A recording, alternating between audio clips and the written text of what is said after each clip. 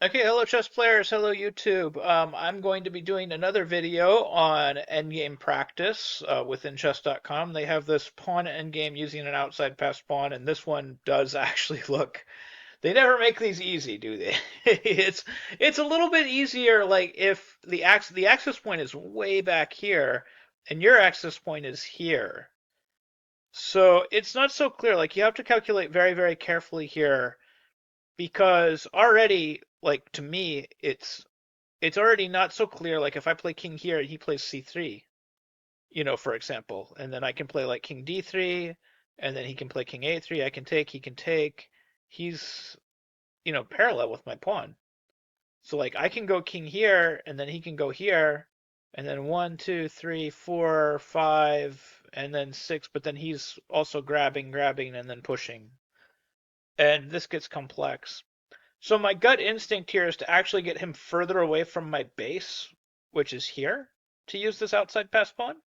So I don't necessarily want him capturing the pawn on a2. Like maybe I want him capturing the pawn on a3 is a little bit better, and maybe I can shoulder him for a move. So my gut is that maybe a3 is correct here.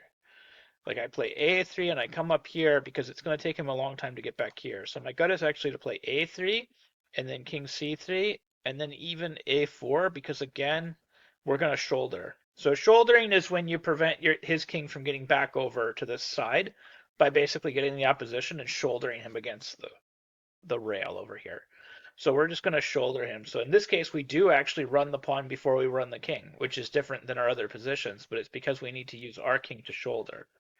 So here we're shouldering him out.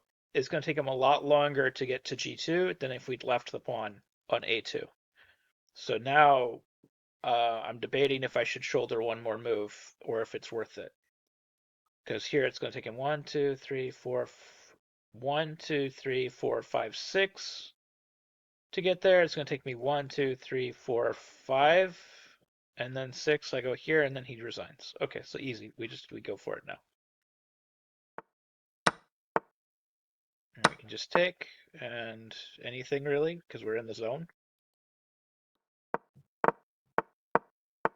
And at this point, it's a very easily winning position. So the computer, again, doesn't see much difference in any of this. And checkmate. But just to give you an idea how hard, like, this is the thing, like, this first move is really the most critical move. I'm not convinced king c2 is winning because the zone of our pawn is in line with this, and that makes me nervous. So like maybe king c2, king a3 is what once king c5. Um, again, I think eventually we got to play a4 anyway because I don't think I certainly can't get away with king d4. So I guess we're just wandering around because like king d4 and then he's got king b4 and then he pushes. So it's like this is like already black's winning, right? So like we could shuffle back, but then we're just not making progress. And then c3 here, here, and no matter what, we're gonna have to push this pawn, right? And then we can still shoulder, it looks like. We can still shoulder. So the only curiosity I have left is like, if we don't play a3 check, which I thought was easiest, like, could we force him to play here? Like c3? Oh, c3 it says is a blunder. I guess probably just a4, right? And then takes, and then we still shoulder. So I guess the shouldering technique works pretty much regardless there. Although again, I'm still kind of somewhat convinced like A3 is like best technique because it's so forcing.